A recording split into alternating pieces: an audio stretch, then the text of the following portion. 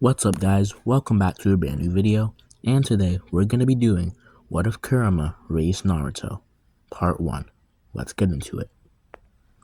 Originally, I was planning on doing a What If Naruto Was an Uchiha series, but I am putting that one on hold, and I'm going to make this series the current series, as I do want to get the Uchiha series right. So if there's any things you guys want to see in What If Naruto Was an Uchiha, make sure you leave that in the comments below, and I'll try and put it in there. So we start this what if with the day of the Ninetales Attack, and what would change is Minato would end up sealing the yang half of Kurama within Naruto, and it would be the yang half that's the more friendly, willing to make a bond half of Kurama. And we would skip 4 years, and in 4 years, Naruto would end up getting attacked by a mob, and after the attack stops and Naruto is cut and would be bleeding, Naruto's wounds would start to heal rapidly, and this would be due to Kurama.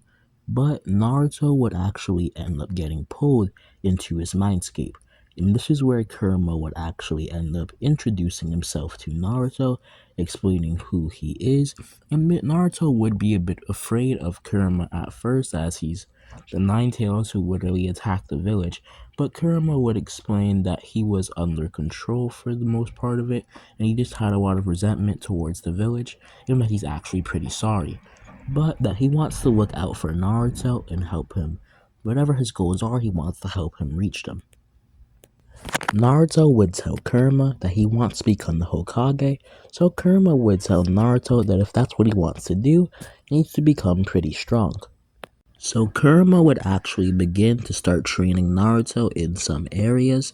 He would help him with taijutsu. He would also have Naruto pick up a sword so he could be learning kenjutsu. And he would also Naruto start learning some elemental jutsus. So Naruto would get to like 2 ninjutsus. And Naruto would actually, in this timeline, also have a fire chakra nature. Thanks to Kurama, I'm going to be giving Naruto a fire chakra nature. And that'll actually get into something bigger later, but we'll get into that much later down the line. But Naruto would have a fire chakra nature, in which Kurama would help him learn a few fire jutsus, and Naruto would also be a lot healthier, as Kurama would tell Naruto that if he wants to actually get stronger in his body, that he needs to be eating more healthy, so Naruto would be actually taller and more fit than he is in the original timeline.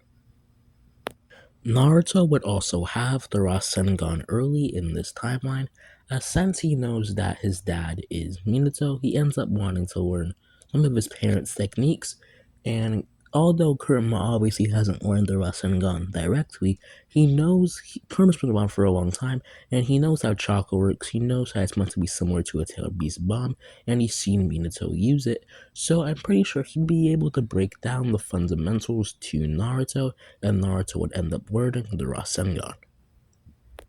Now obviously Kurama is the Ninetales, so Naruto would also begin learning how to use some of the Ninetales chakra, and by the time he graduates the academy, we're going to be seeing that he is able to use around 3 tails of the Ninetales chakra. As well with that, he's also able to create many-tailed beast balls in his hands. Naruto would also end up having an increased sense of strength, sound, and smell.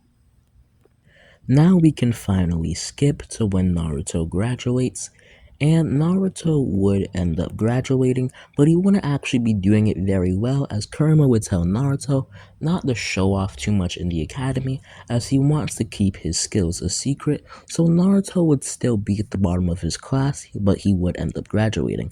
And because he's at the bottom of his class, Mizuki would still come to Naruto, and he would end up telling Naruto that Naruto actually ended up barely passing, and there's a chance that because of that, he'll just be put into the Shinobi Reserves, so he would tell Naruto that if he steals the Scroll of Seals, then he'll most definitely get into an actual team, and then just putting in the reserves. So Naruto will end up accepting this, not because he's dumb and he thinks that's actually going to be true, but because Kurama would tell him just to do it, as he can tell the Hokage about it, maybe there will be some benefits for them if they do it. So Naruto accepts Mizuki's offer, but he actually ends up going to Hiruzen and telling him what Mizuki is planning to do.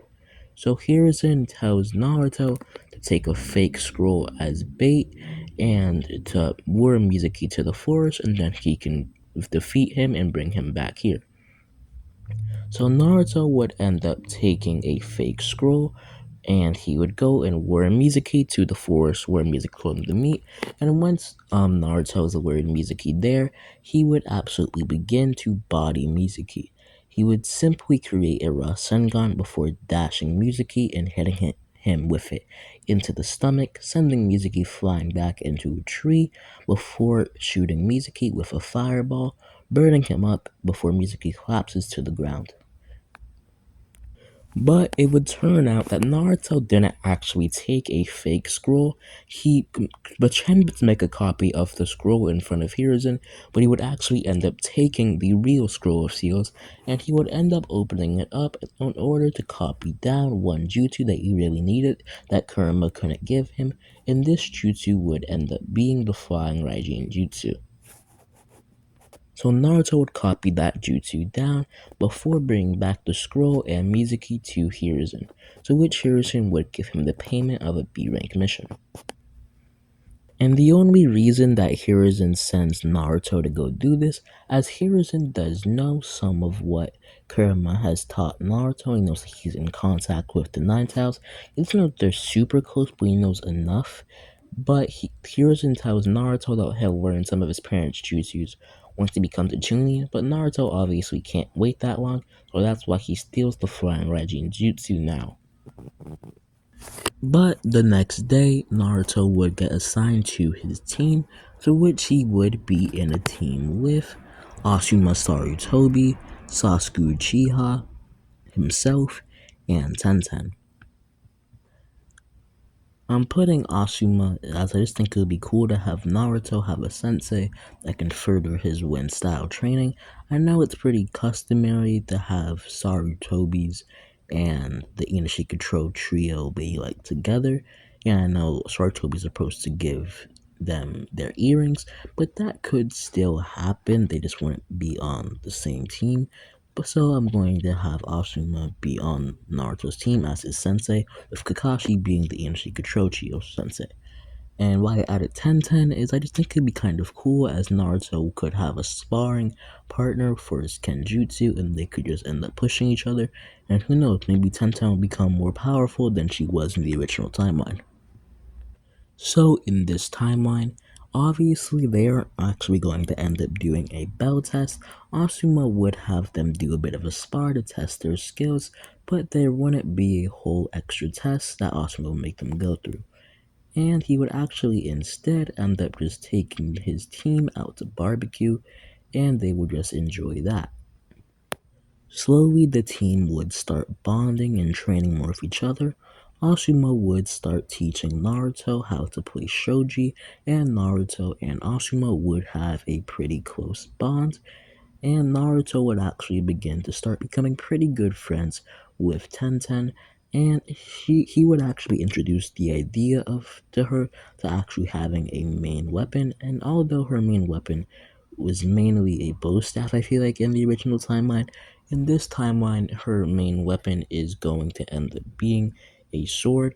Also, yes, I'm aware that Tenten, Rock Lee, and Nanchi did graduate a year earlier, but I'm going to be retconning that for this what if and be saying that they graduated in the same class as Naruto and all the others. Shortly, the team would end up going on their first C rank mission, but this first C rank mission wouldn't actually end up being the Land of Waves mission. It would be a pretty simple mission to go and raid a town that had been taken over by bandits and to just basically get it back for them. So they would end up going on this mission, and Naruto and Sasuke would end up actually getting their first kills, and this would cause Sasuke to reawaken his One Tomoe Sharingan. This would actually end up causing Asuma to decide that on some days when Kakashi isn't busy, once a week or twice a week, Kakashi would end up giving Sasuke some Sharingan training. And Naruto would also be pretty hurt by doing this, but both Asuma and Kurama would comfort him, telling him that sometimes it just has to be done, but just not let it change him.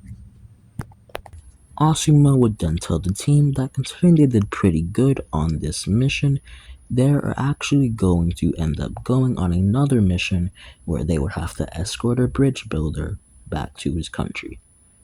But we're going to be going into the Land of Leaves mission in part 2, which will actually come out pretty soon, I promise you guys that. But I'll see you guys next time. Peace.